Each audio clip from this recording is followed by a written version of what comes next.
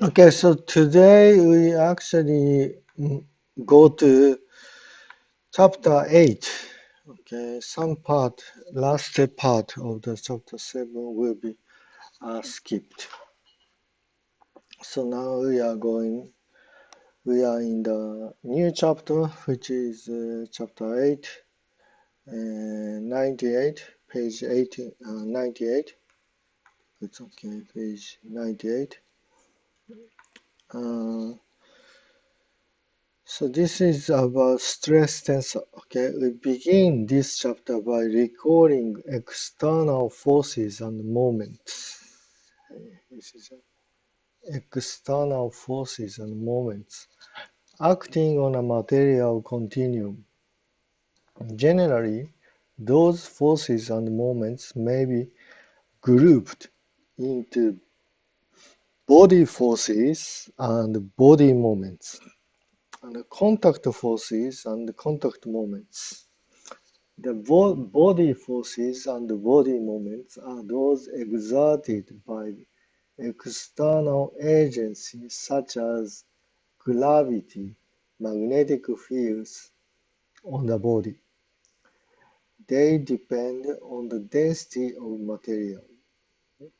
Contact forces and contact moments are applied through the surface area of the body by other bodies. In elementary strengths of materials, body moments are usually neglected.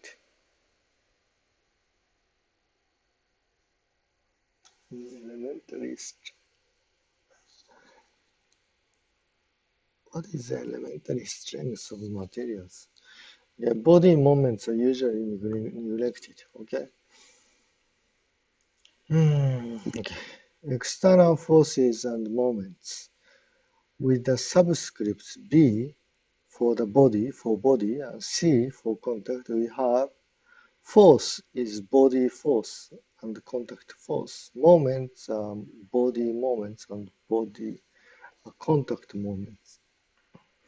Introducing body force density F and moment density L, we have body force is like this. Integration. Body moments is something like this. It's a little bit difficult to understand what is moment density. Moment density. This is it's a little hard to understand moment density. Yeah. Without explanation, this is a little bit difficult. Where rho is the mass density and V is the current volume. Similarly, contact force and moment can be expressed as, see, this is the contact force.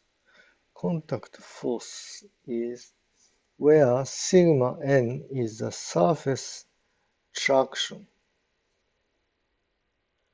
m n is the surface moment on a unit area, with normal n. What is traction? Traction.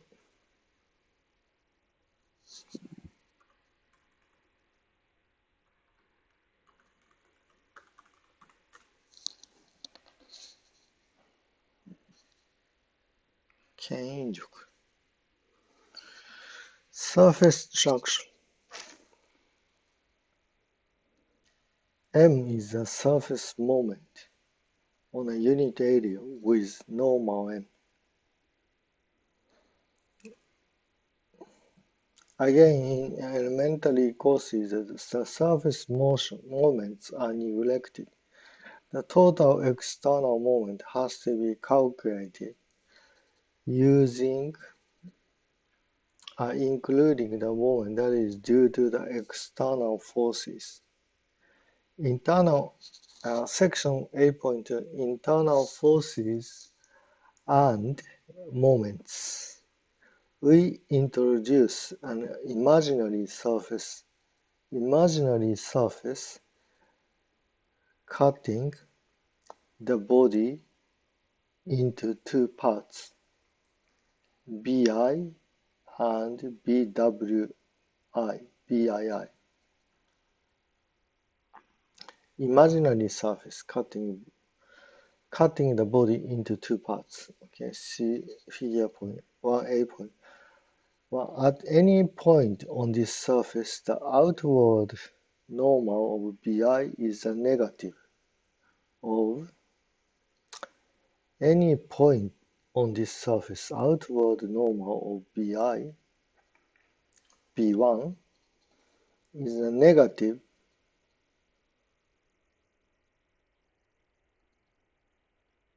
of the outward normal of B2. I think it is okay. Concentrating on BI, the traction and the surface moment acting on the newly created surface at point X are sigma n and m. These are called internal traction and surface moment, respectively. These have dimensions of force per unit area and moment per unit area, respectively. Traction acting on the surface area of BI, V2 with normal minus n is this.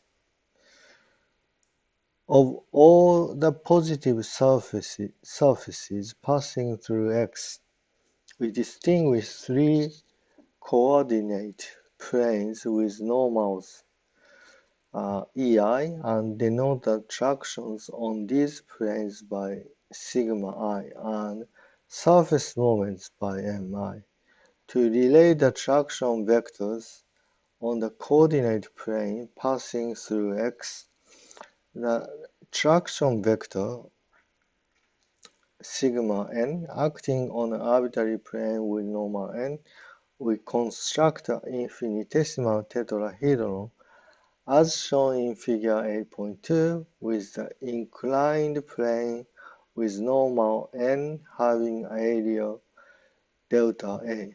The areas delta AI that are the projections of the area delta A along the axes xi are related to delta A in the form n delta A equal EI delta AI.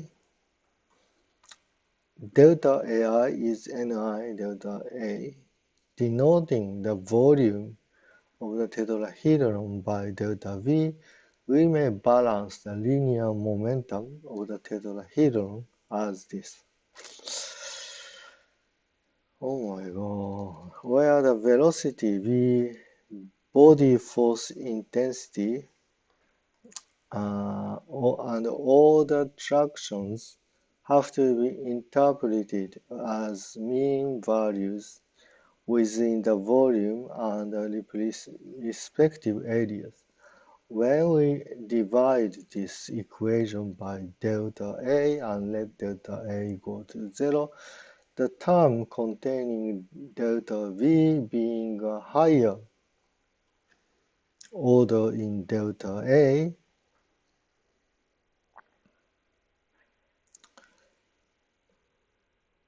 go to 0. The mean values become the corresponding values at the point X we get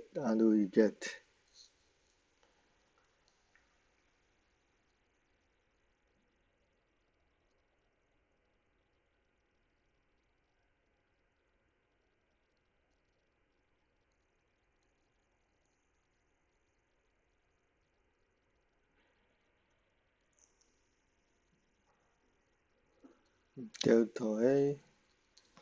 So this is delta A, right? I think this area of this triangle is delta A. This is delta A. Then I will say is AI. See, this is so. Let me see. This is delta AI A1, and let me change color.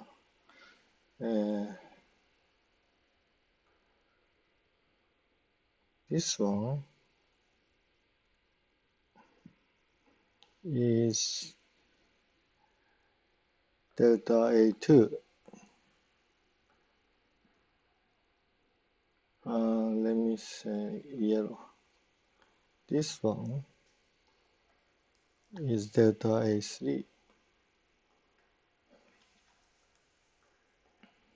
Yeah, so then this force balance. I think force balance. So there is and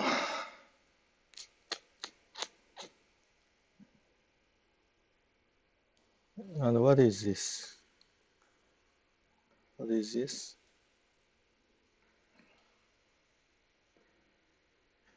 The term when we divide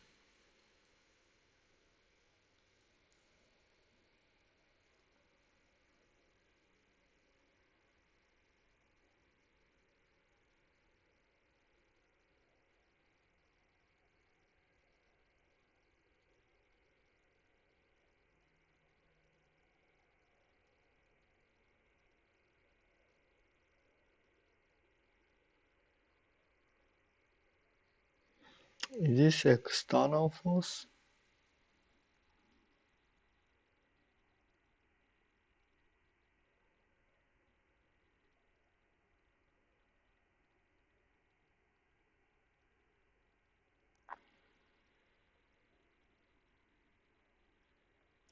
Sounds to me this is external force.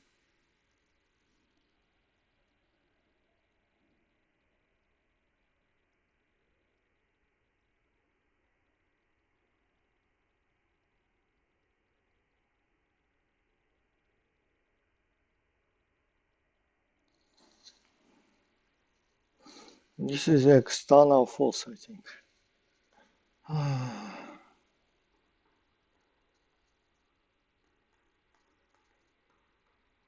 Okay, and this is just a total force. If you have some material, this is the force acting, total force acting on this material. And this is 0, I think. Anyway, so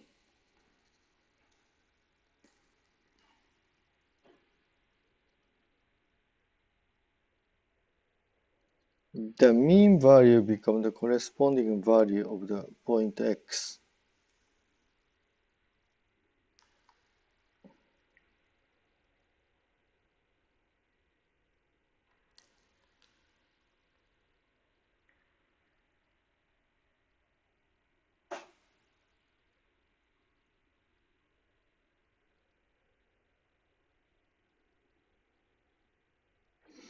This result establishes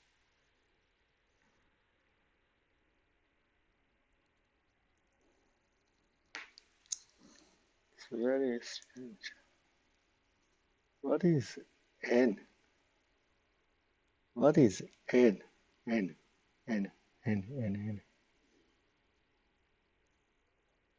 Normal N, normal N.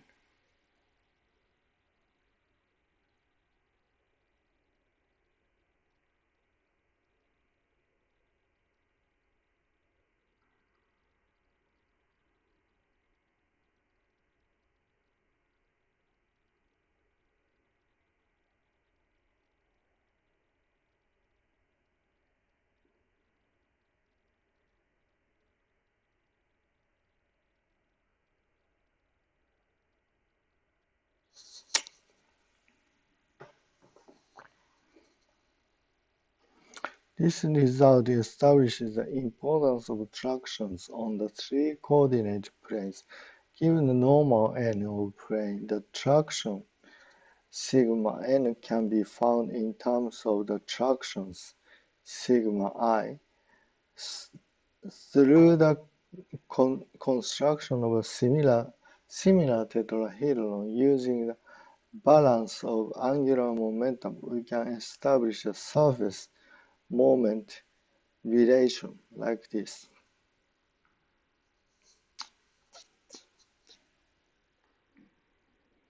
In this process, we had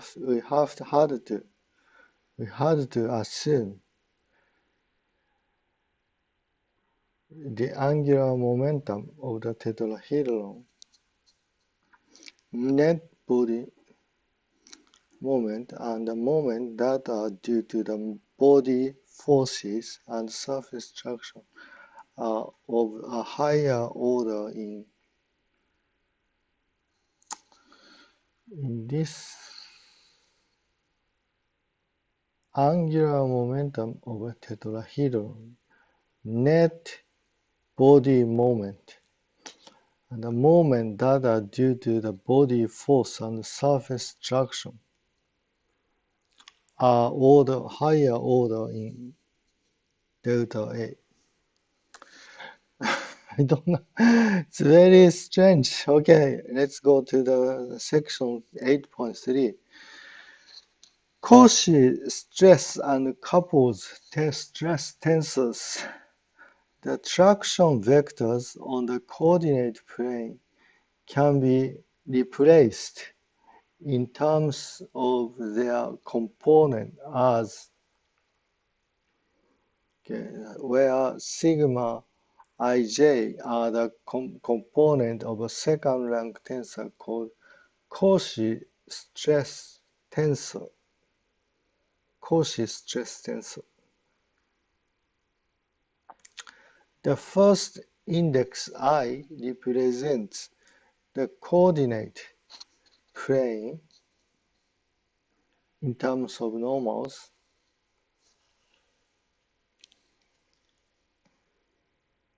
and the second index j represents the direction of the component.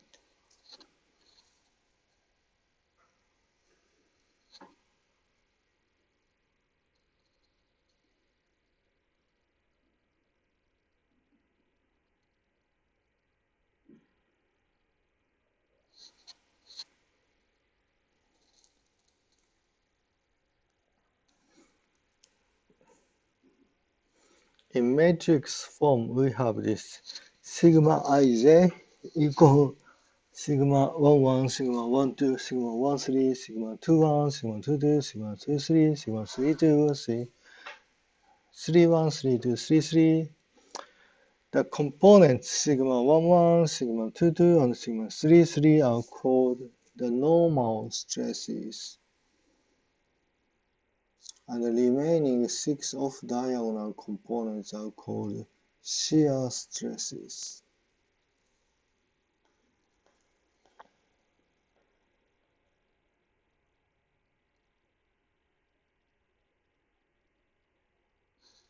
So if you have like this, right? You have like some plane, and you can call this like 1, 2, 3. So you want to know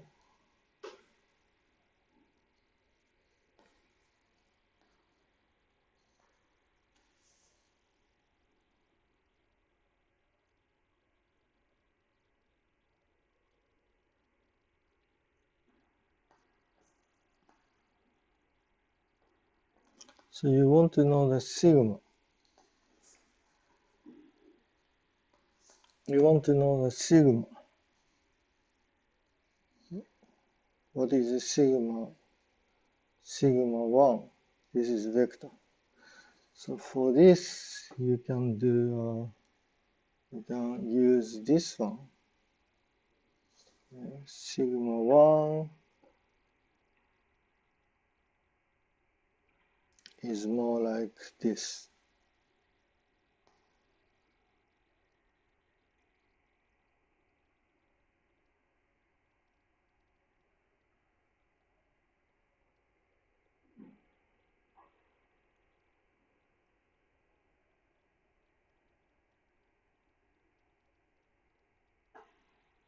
Sigma 1 vector is like a sigma 1, 1, n1 plus this is vector.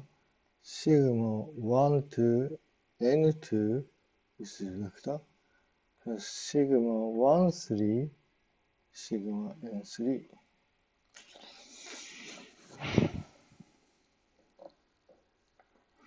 And these are shear. These are shear strength. Shear. Right? Normal stress. This is called normal stress.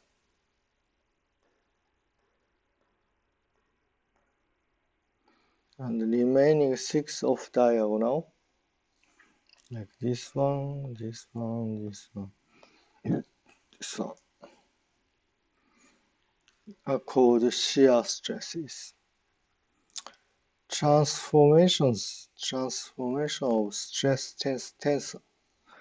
In equation 8.8, we may keep the plane fixed, maintaining the traction on it, while a new coordinate system x prime is introduced,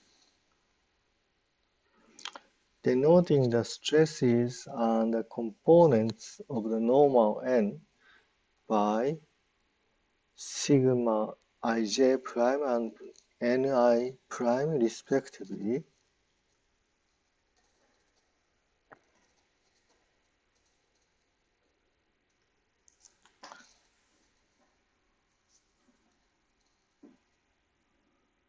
In the new system, we get sigma n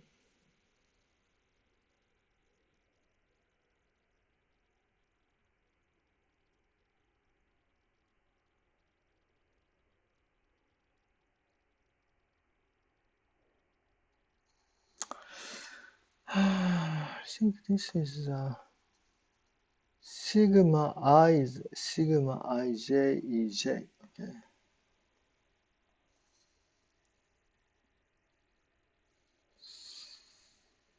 How to remember this? Sigma I is, what is that? Sigma I. Okay.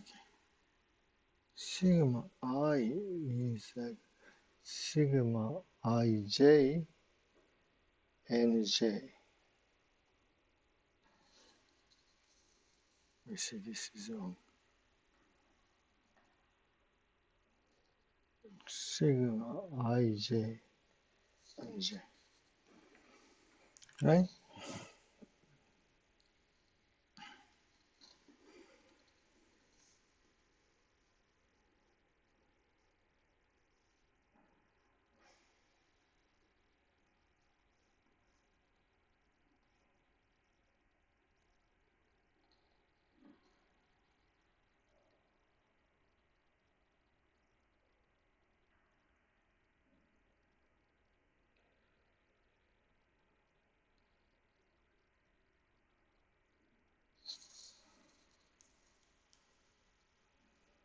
the strange thing is, okay, so then like here, I think this nj should be like nj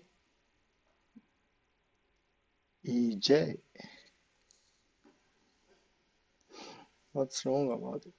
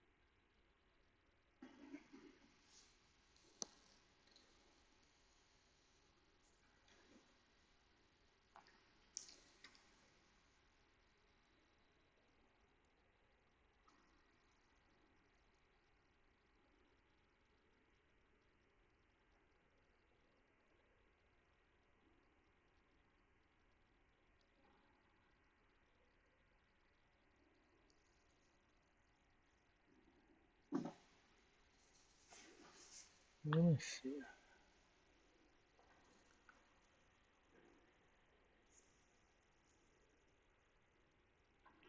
ej, right? ej.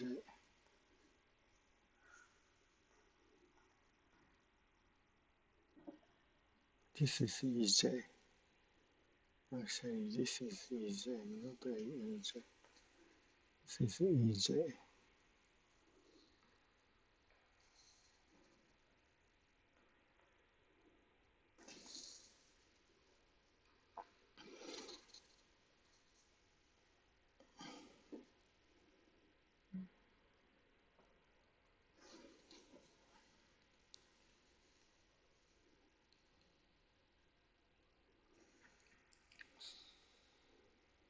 So this is EI, E1, E2, E3, right?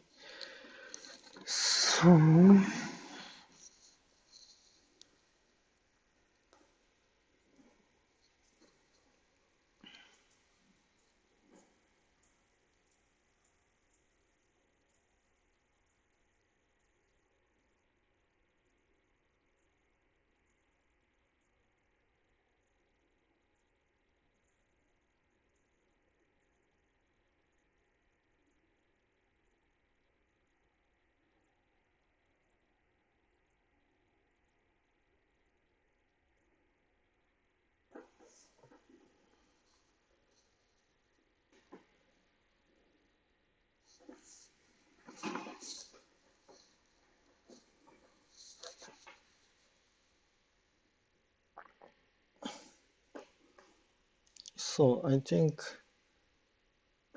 sigma n has to be I n1 sigma 1 j ej plus n2 sigma 2 j ej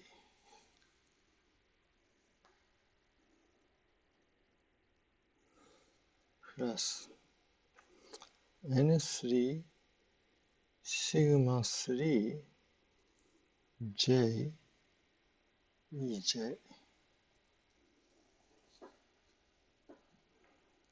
So this is more like ni sigma ij ej.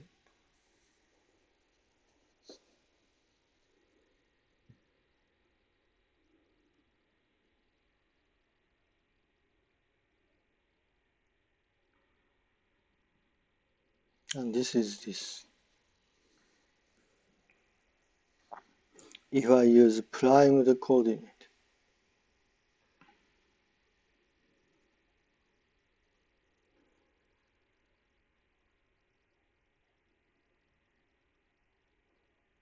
If I use unprime coordinate, this is this. We don't have to change I to L, J to K. We don't have to. It is okay. So there is this is rotation.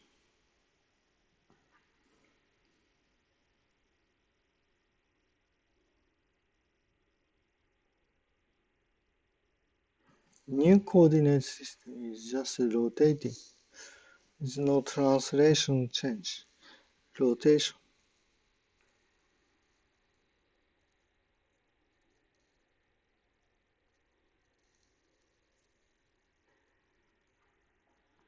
We can establish the transformation law for the stress components as that for second rank tensor, namely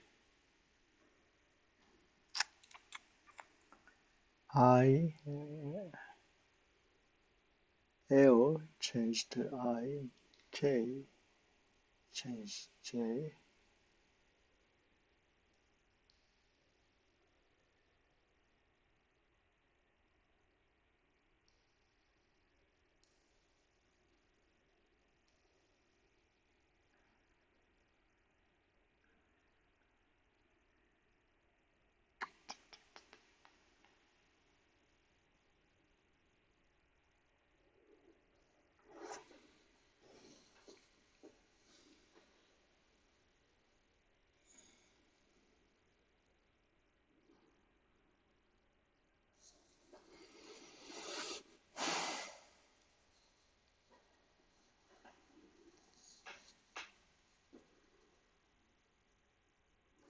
A similar representation holds for the surface components like this, where Mij are the components of the couple stress tensor.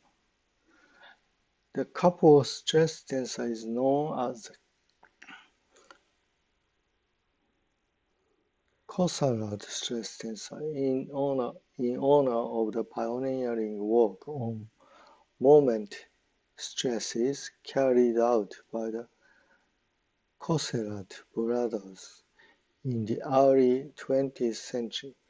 The transformation law for Mij can be obtained to be that for second rank tensor as we have done previously.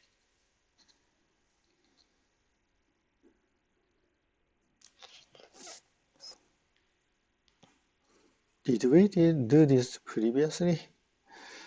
It's very strange. This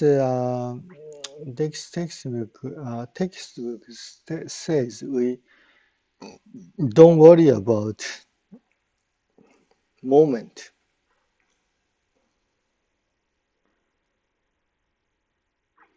Principal stresses on an arbitrary plane with normal n, the traction sigma n can be obtained as this.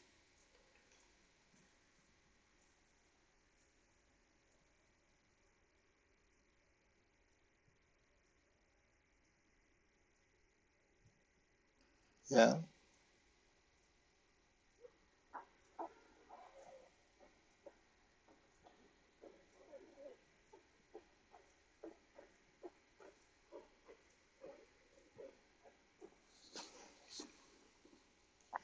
You always have to go back this one. I part is IJEJ.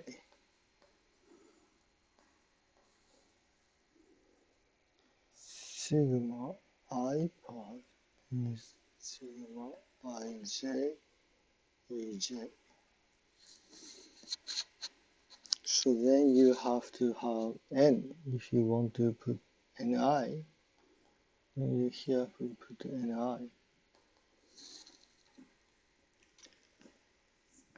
Yeah. We may resolve this with one component perpendicular to the plane and the remainder tangential to the plane.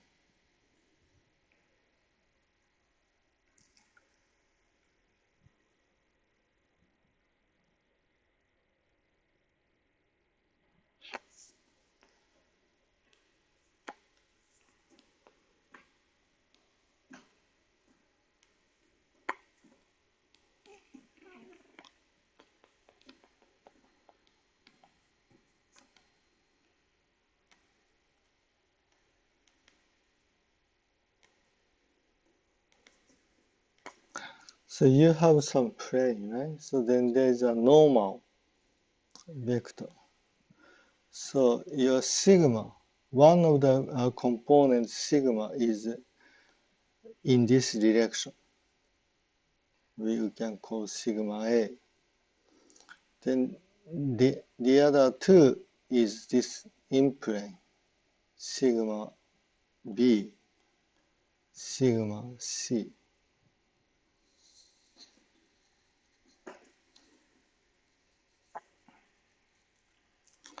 Denoting the perpendicular component by n. So we call this n. This one we call n. We have n equals small n dotted with sigma n.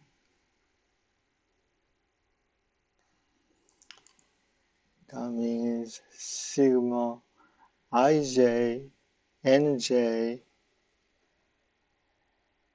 n dotted with j, nj.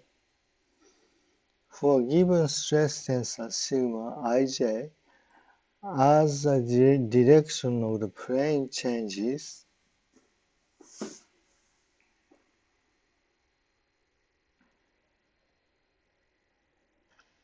the value of n changes according to the preceding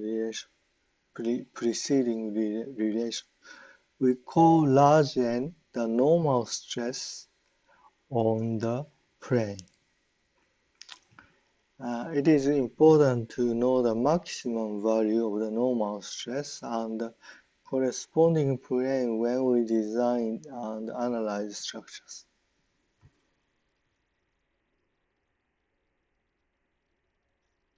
We should find the extremum value of n with respect to ni with the constraint ni equal 1.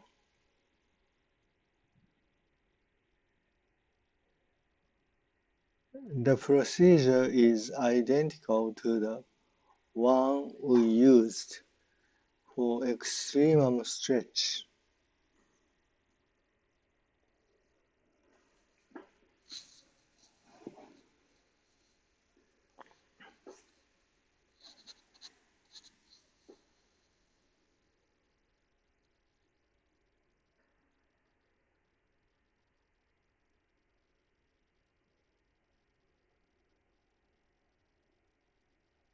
This is, I think it says the same thing, right? Here and here it looks like same thing.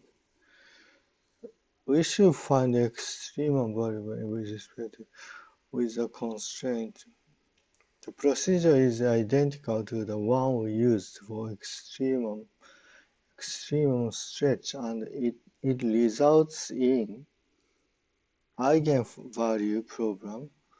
However, as we will see, the stress tensor is not symmetric when the body moments L are present. This fact appears to make this eigenvalue problem different from the case of maximum stretch.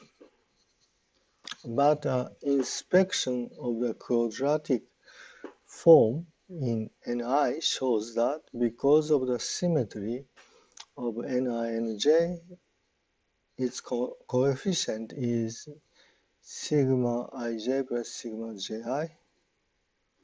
Thus, we are free to use the symmetric form of the matrix sigma ij in computing the eigenvalues. Assuming the new matrix is the symmetric version sigma ij, the eigenvalue problem results in a system of equations.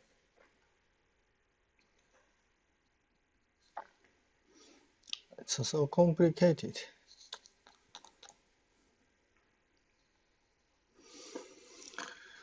Let me see.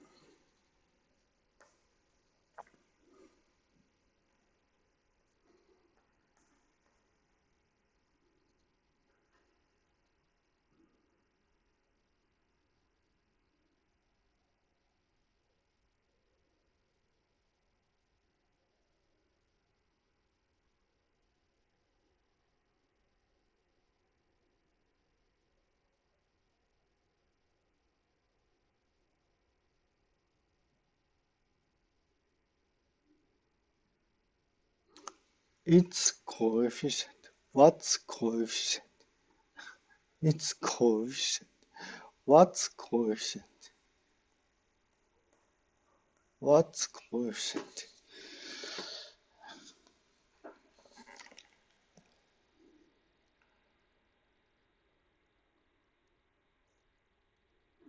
Thus, we are free to use the symmetric form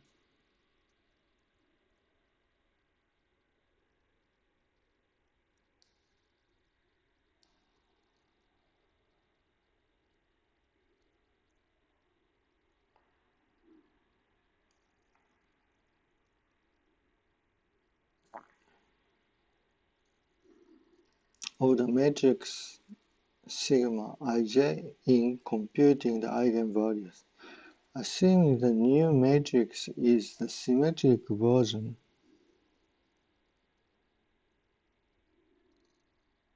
the eigenvalues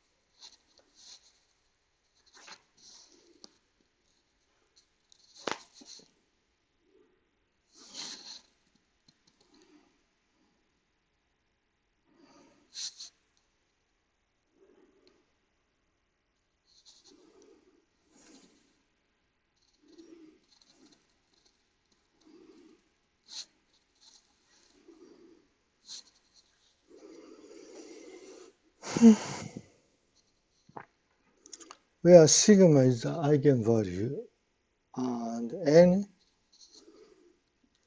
is the eigenvector. For non-trivial solutions of this homogeneous system, we have to have this equal to 0. Then let sigma k and nk be the eigenvalues and eigenvector of this problem. Multiplying equation 817 by ni, we see that the eigenvalues are the stationary value of n.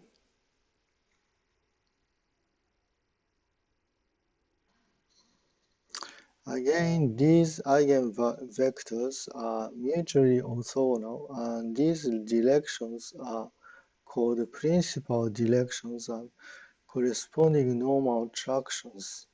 Sigma k are the principal stresses. The three invariants of the matrix sigma ji are I sigma 1, I sigma 2, I sigma 3. Shear stress. We talk about shear stress. Something like this.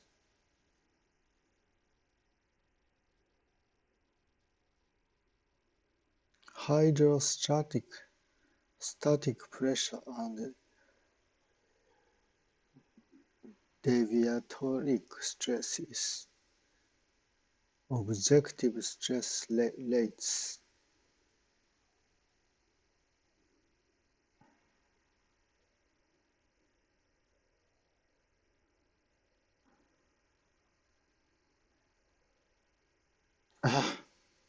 Not so easy. How much should we go? Chapter 8.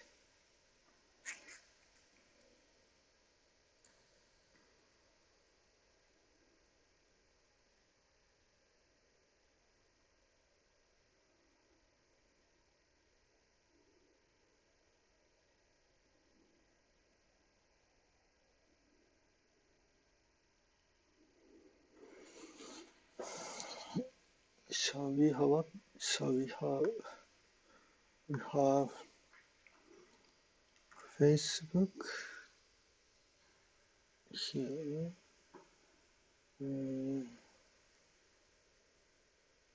This is okay. So this one.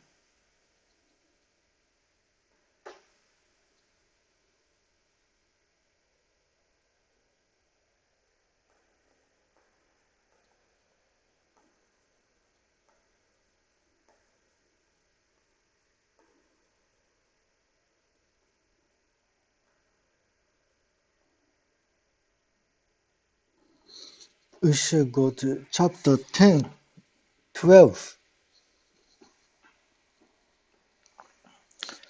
Chapter 10 and 12. We should go to chapter 10 and 12. Oh my god. So we have to finish stress tensor today. Stress tensor. Let me see. I will stop here maybe for the moment.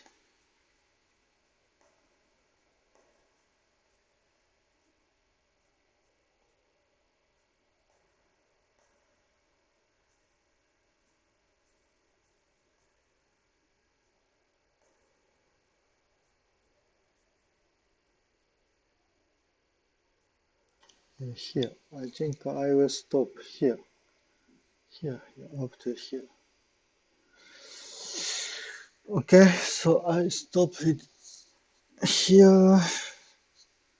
Let me see. What is that?